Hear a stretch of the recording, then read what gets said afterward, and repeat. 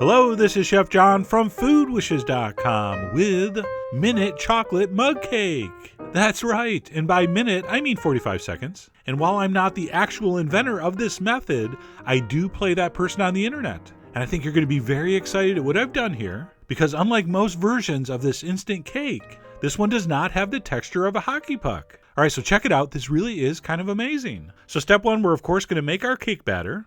We're going to start with 1 whole egg, and some sugar, of course. We're also going to want a little pinch of salt, very small pinch, which is going to totally bring out the flavor in the next ingredient, which is the cocoa. So we're going to use some unsweetened cocoa, very high quality, please. I'm using something called Cocoa Rouge, which sounds French, so you know it's good. All right, after the cocoa, we're going to add a little bit of vegetable oil and a little bit of melted butter, and we're going to give that a whisking. All right, so that's the first step. We're still going to need to add a little bit of milk, along with some flour and baking powder. But before we do, we're going to decide if we want to add any extras. All right, so I'm going to fancy mine up with a little bit of coconut, a little bit of toasted sliced almond, and some semi-sweet chocolate chips. Okay, so I was using a certain candy bar as my inspiration here. And by the way, you don't buy toasted sliced almonds. You just take some sliced almonds raw, toast them in a dry pan over medium heat until they're golden. Only takes a couple minutes. All right, you can smell when they're done. They smell awesome.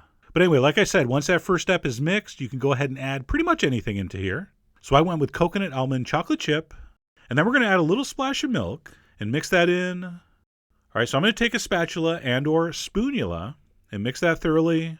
And then finally, we are ready to add the flour. But first, we're going to add a little bit of baking powder to it, and you're going to want to sift that together, or just do what I'm doing. Take your freakishly small metal whisk and give it about a 30-second stir. And of course, if you're not licensed to own one of those, there's only 14 people in the world that are. You can just use a fork. Works almost as good. All right, so stir that up and then pour that over your batter. And then we're going to take the spatula and we are going to mix it in. But we're not going to overmix it. And what the inside of your brain should sound like while you're doing this is, I can still see flour, keep stirring. I can still see flour, keep stirring. I can't see any more flour, stop. So that should be your thought process. Just simply stir until there's no more flour visible and then stop. Should you keep going? No, stop. All right, very important.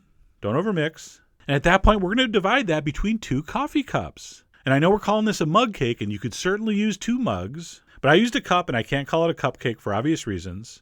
But bottom line, any similarly sized coffee drinking receptacle should work. All right, so divide it nice and even. If you get any drips, wipe them up. All right, you should probably use a towel, but if no one's looking, just use your finger. It's fine. And of course, after those are cleaned up, we're going to give them the old tappa times 2. And then once those are tapped down, we're going to bring it over to the microwave, and we're going to set it on full power for 45 seconds. And you're thinking, there's no way that's going to work. Oh, it'll work. And of course, it's very hard to film into my microwave, but I did discover by standing in the way of the light, you could see a little more. And all I really need you to see is that nothing happens for the first 30 seconds, but that last 10 or 15 seconds, it will start to rise. It will start to souffle up out of that cup. It may crust the surface depending on the size and shape of your cup or mug. And then that's it. As soon as you turn it off, it's going to collapse. We're going to pull it out, and that's what it looks like. It looks like chocolate cake. All right, and you can see it steaming there. I guess you could dig in right now, but I really think you should let it sit at least 2 or 3 minutes. And no, I'm not sure why I'm touching it, but I am. I think the taste and texture definitely improve, so let it sit a few minutes. Of course, this will give you time to cook your other ones and or clean off the rim. You can just use your finger. What's that? Someone's watching? Switch to a towel. There you go. And then before we dress one up with the ice cream and all that stuff, I just wanted to dig in and kind of show you what you're in for. I think because we use those mini chocolate chips, there's a little thin layer of melted chocolate between the cake and the cup. That's kind of cool. And as I pull this out, you're going to see a very cake-like texture. All right, the flavor is going to be pretty much the same. It's always the texture that's the challenge with these minute cake recipes. So because I'm using less batter than most of these recipes and I'm cooking it for much shorter of a time, I think we get really close to an absolutely passable chocolate cake texture. But to hedge our bets, of course, we're going to dress it up. So I'm going to dust it with some powdered sugar. And by the way, there's some kind of rumor going around that I don't like powdered sugar. That's not true. I just don't like it on French toast and pancakes. It's ridiculous. But on something like this, it's cool. And if you're wondering why I'm going around getting it on the edge of the cup and all over the table, that's for drama. And then after I dust it with the powdered sugar, we're going to do 1 scoop of vanilla bean ice cream. Oh yeah. And I'm sorry, not to sound immodest, but if there's anyone doing better looking scoops of ice cream on the internet, I'd like to meet him, or more likely meet her. But anyway, I'm very proud of my ice cream scooping skills. And then last but not least, a little dusting of the cocoa to finish this off. And just like the powdered sugar, you want to get some on the rim because we need a little more. That's right, visual drama. You got to admit it is dramatic. And that's it. Transfer it to your saucer and dig in.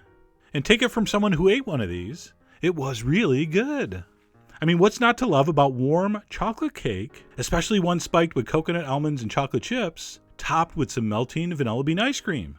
And when you combine that with the fact that this literally took less than a minute to cook and only a couple minutes to mix up, you're talking about a borderline supernatural phenomenon. And of course, during the summer, who wants to turn on the oven? Nobody. And with this minute chocolate mug cake, you don't have to. All right? Now, if you'll excuse me, I got to go work this off doing my 8-minute abs. But I really do hope you give it a try. So head over to foodwishes.com for all the ingredient amounts and more info as usual. And as always, enjoy.